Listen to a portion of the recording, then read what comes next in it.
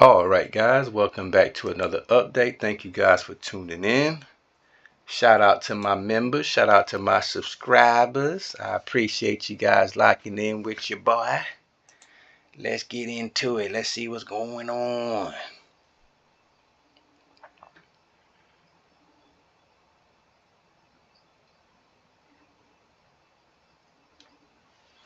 This is me and Valencia talking.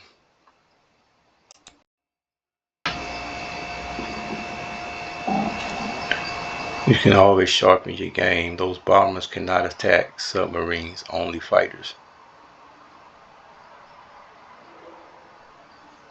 Yeah, we got into a little debate about that, guys. What do you think, guys? Can bombers attack submarines?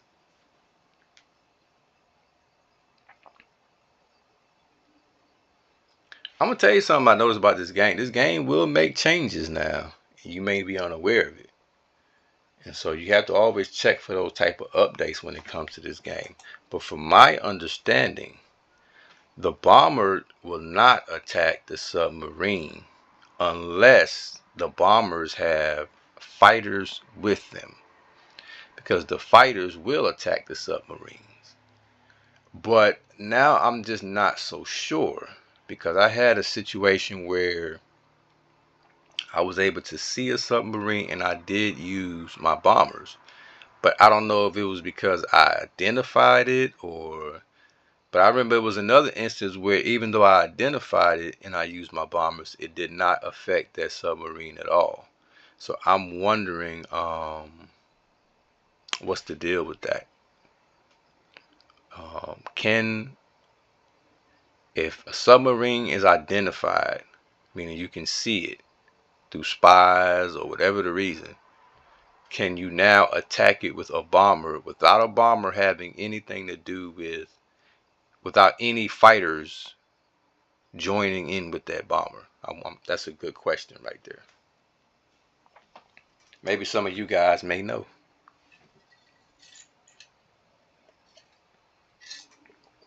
If you do, share with me in the comments. Let me know what you think.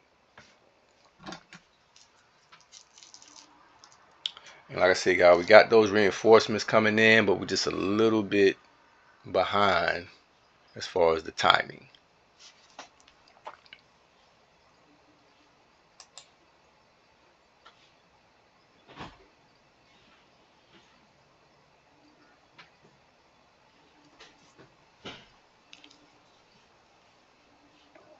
I split those submarines so they will go ahead and get both groups of these troops.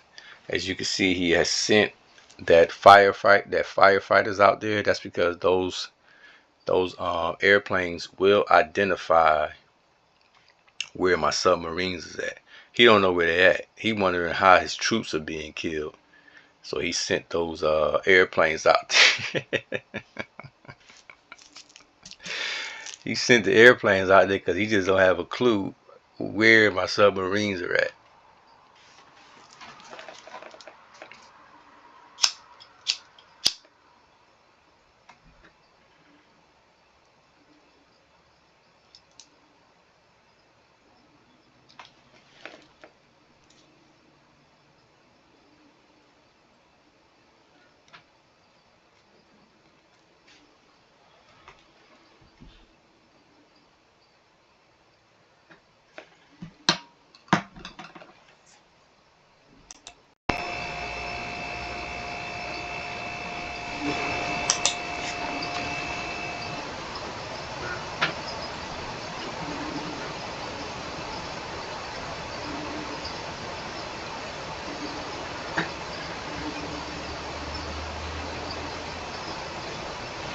Now let me show you what's going on right now, guys. One of the best tactics you can use on this game is fatigue. One thing about it now, when you're at war, like I'm at war with the whole map, basically. And so you have 8 different players that are doing 8 different things that you have to watch out for. So that can get you a little bit fatigued. And I think that's what it's intended to do. Cause I gotta watch what's going on in Australia here. I gotta watch this. I'm fighting Valencia here. I'm fighting Jillen. Jillen is coming, so I'm gonna be dealing with him over here. Then I gotta deal with Valencia right here. I'm down here going past Western Cape, so I gotta deal with Western Cape coming around here. I gotta deal with Pennsylvania internally, Arrowhead internally, so I gotta watch all that stuff. And not only I got all of these large coalitions that are coming from Hamar, Banat. Oh, they're on their way. They're not fighting anybody. They're not at war with anybody. So they're just gathering their troops heading towards, who do you think? Me. And that's when it's going to get interesting. All of these troops from Banat, Hamar, Shigai, Valencia, Western Cape, they're not at war. You need to understand that. They're not at war. Well, they're at war with me. So that means they're not fighting each other. They're not fighting this. So all they're doing at this time is gathering their troops, gathering resources, and mobilizing towards my destination.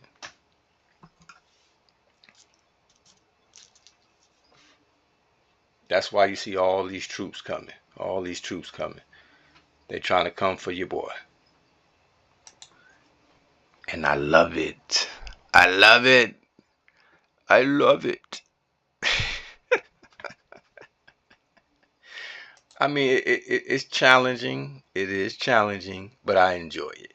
I enjoy it, and I enjoy the fact that I didn't just let up. I was able to see something that kept me going. Like, I don't have a problem with conceding a game, guys. I'm like, hey, you know what? This game is done. I'm out. I don't have that kind of ego. But when I was able to spot a conspiracy, though, when I was able to, and then when they started to expose themselves, oh my goodness, I got the receipts now. I had to do it. I had to do this video.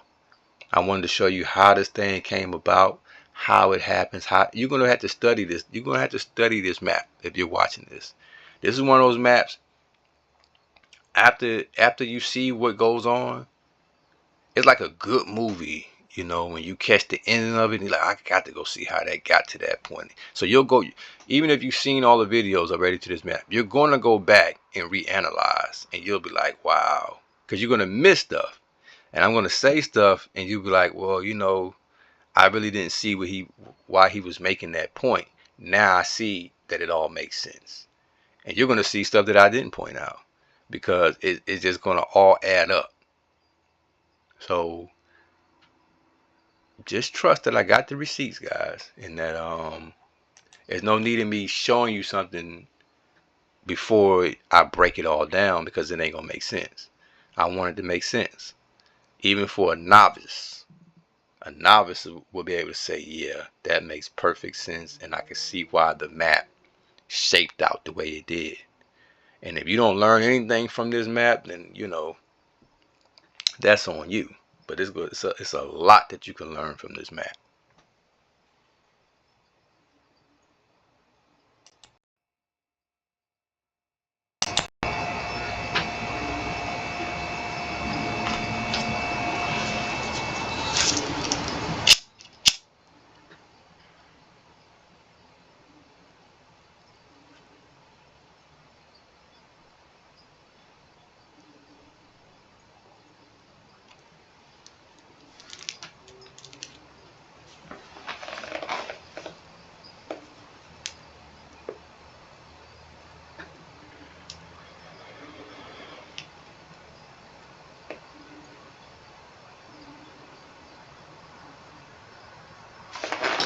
And as you can see, Valencia, he's not being too aggressive, because he's just waiting on his reinforcements. And I understand that. He's just playing possum. He's not being too aggressive.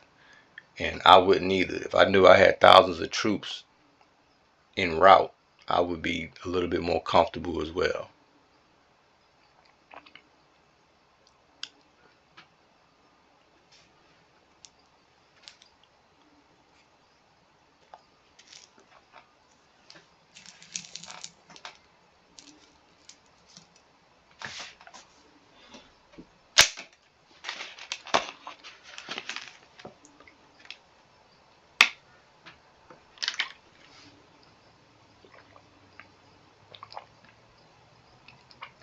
Now, guys, like I said, Australia is done. It is done. And my intel tells me it's time to concede it. But we don't just give nothing away, guys. You make them earn it. Because if you just give it away, then they're going to run through that and they're going to get you, and then they'll be mobilized into another location that you're at. So make them work for everything they get, so they have to take the time, and it drags it out for them to get it. Don't ever just leave something without any troops there to protect it, so that these guys have to at least fight for it a little bit.